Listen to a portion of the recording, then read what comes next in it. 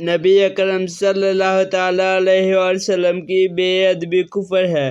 اللہ تعالیٰ نے اہل ایمان کو نبی اکرم صلی اللہ تعالیٰ علیہ وسلم کے لیے آواز بلند کرنے اور تعظیم و توقیر کے بغیر بلانے سے منع فرمایا، اور حضور صلی اللہ تعالیٰ علیہ وسلم کی اس بے ادبی کو روا نہیں رکھا اور اس عظیم جرم کے مرتکب کو اعمال کے برباد ہو جانے کی وعید سنائی۔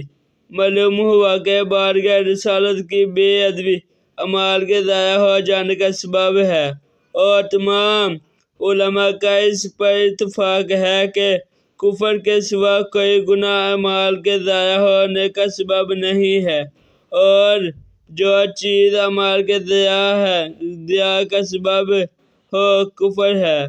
اب غور کرنا چاہیے کہ نبی اکرم صلی اللہ تعالیٰ علیہ وسلم کی بے ادبی اعمال کے ضائع ہو جانے کا سبب ہے، اور جو ضیاع کے اعمال کا سبب ہو کفر ہے۔